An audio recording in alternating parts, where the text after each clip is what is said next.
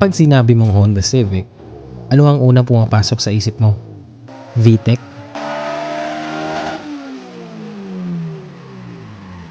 Tuner?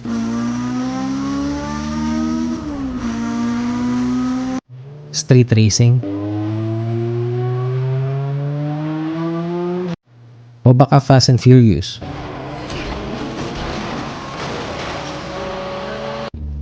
Pero alam mo ba, noong inalabas nila ito noong 1995, isa lang itong ordinaryong compact sedan. Walang spoiler, walang body kit, walang loud exhaust, at siguradong walang nakapagsabi noon na magiging isa ito sa pinakasikat na Japanese car sa buong mundo.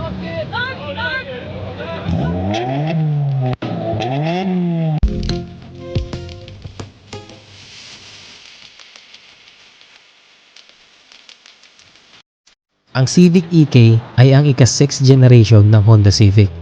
Ginawa mula noong 1995 hanggang 2000. May iba't ibang body style, sedan, coupe, at ang paborito ng karamihan, ang hatchback.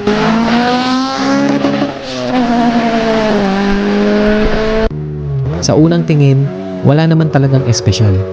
Maliit, magaan, praktikal, fuel efficient, at mura. Isang kotse para sa estudyante, bagong empleyado, o maliit na pamilya. Pero may isang bagay ang Honda na hindi napansin ng karamihan. At yun ang magiging dahilan kung bakit sumikat ang EK. Ano ang sikreto ng makina ng Civic EK? At bakit halos lahat gustong lagyan ito ng B-Series engine? Kung may isang salitang halos kasing sikat ng Honda, iyon ay ang VTEC. Ibig sabihin, isang kotse na pwedeng matipid sa gasolina pero kapag umakyat ang RPM, biglang parang ibang makina na.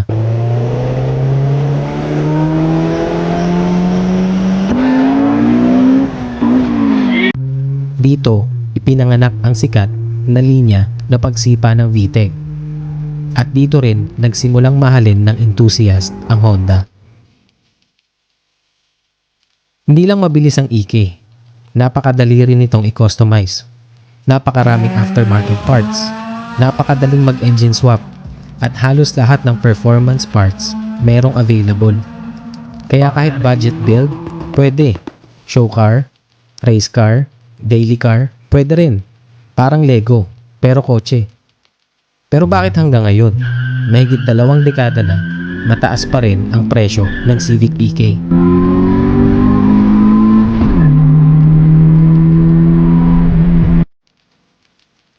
Ang totoong dahilan kung bakit sumikat ang Civic EK, hindi lang dahil sa makina, hindi lang dahil sa VTEC, hindi lang dahil sa bilis.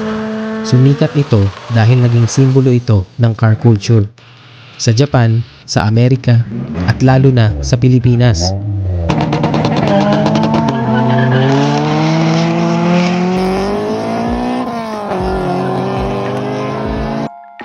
Ilang beses ka nang nakakita ng EK na naka-lowered, naka TE37 style wheels, o may malaking exhaust, at naka B16 swap. Hanggang ngayon, isa pa rin ito sa pinakainahanap na project cars.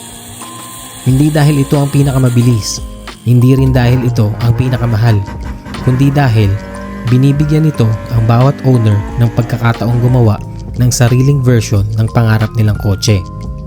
At marahil, yan ang tunay na sikreto ng Honda Civic EK. Hindi ito ginawa para maging alamat. Ginawa lang ito bilang simpleng Civic. Pero ang mga taong nagmahal dito ang siyang may gawa kung bakit ito naging legend.